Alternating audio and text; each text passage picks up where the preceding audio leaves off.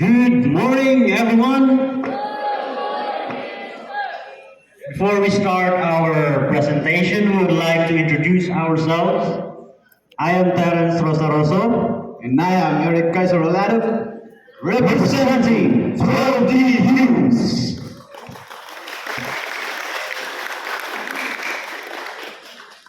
We are here today to present a short but a very wholesome story.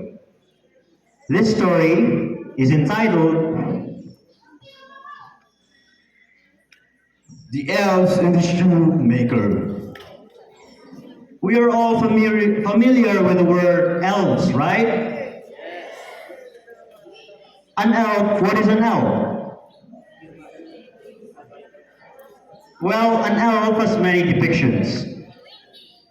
In some movies, an elf is depicted as a tall man with long pointy ears. But in this story, the elves are small men. How about, here in our locality, there is a term for elves. What is it? Anyone? Inibaloy. Yes, in Ibaloi it is called ang pasit. How about in Kalakuya?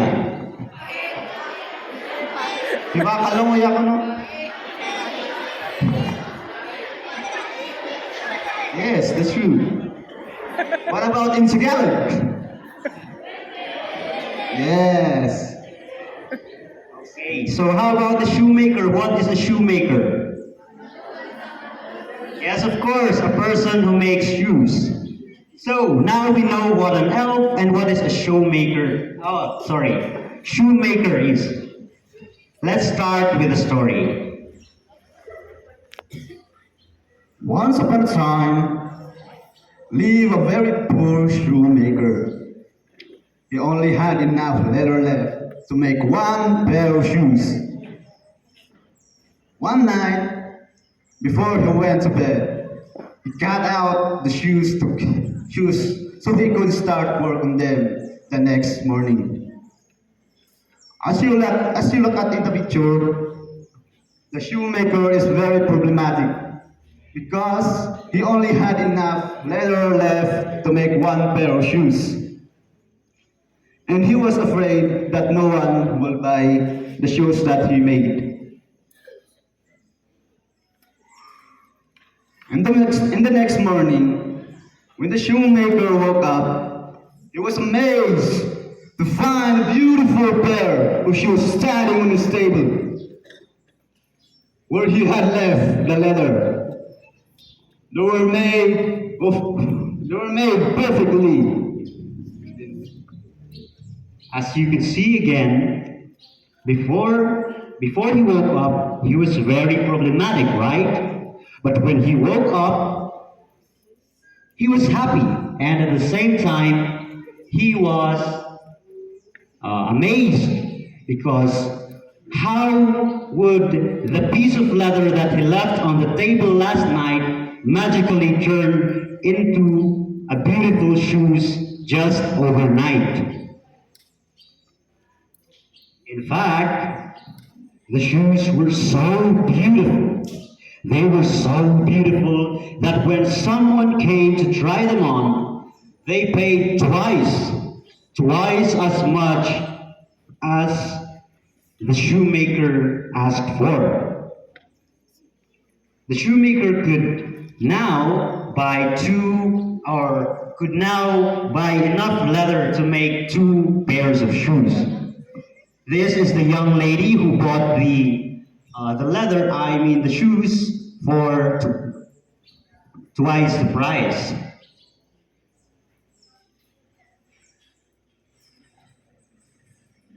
And then, on that day, before going to bed, he laid out the leather for the two pairs of shoes on the table. When he woke up, lo and behold, there were two wonderfully made pairs of shoes standing on the table. Again, he was very much amazed. He was so amazed that he was wondering so deep what was the mystery behind. The next day it happened again. Every morning he wakes up, there would be beautiful pairs of shoes laying on the table.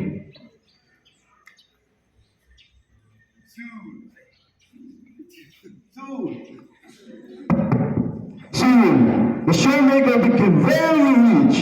One night, the shoemaker and his wife decided to stay hidden in the shop to see who crept into to make the beautiful shoes.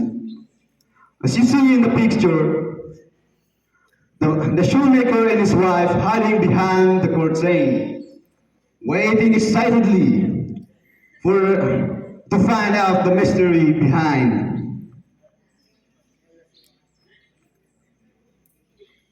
After waiting for a few hours, they were very surprised to see two very little elves that came into the shop and stitched the shoes together very carefully.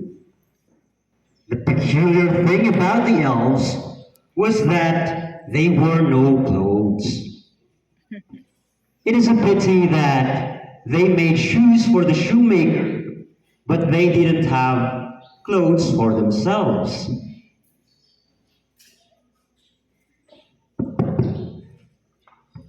The shoemaker's wife wanted to show the little men how grateful they are for their help. True, she decided to knit them little sacks, two little trousers, and shirts, and leave them for them to wear the following night.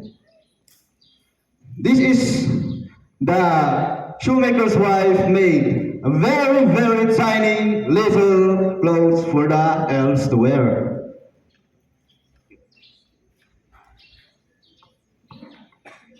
When the elves crept into the shop that night, they saw the lovely clothes. They were overjoyed. Wow, look at these clothes! They are so beautiful! One of the elves shouted.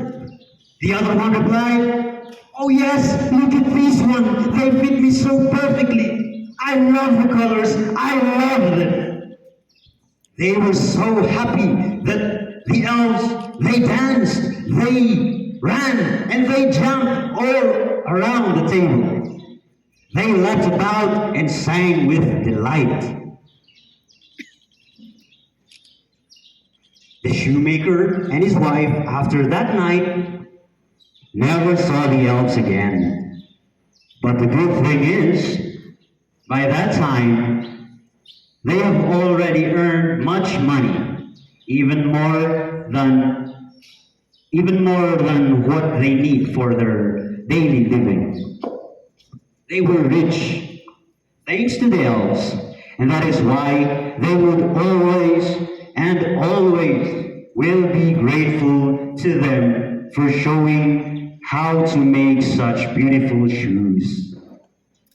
And the end.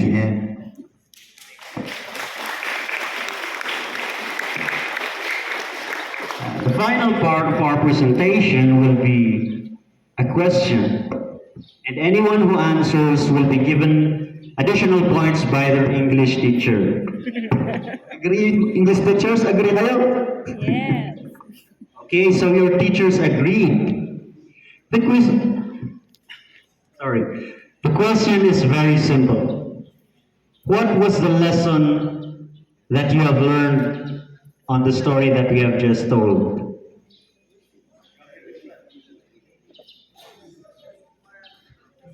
Yes, come here, Mr. So here's our volunteer. What is your name? Jim Parpan, Okay, who is your English teacher? Mampol Okan. Mampolokan. Give plus points to this student if he answers correctly. So what is the lesson that you have learned? Be grateful. Be grateful, right? Is there anyone else who wants to answer? Senior high school. No one else? How about from the grade 7 students?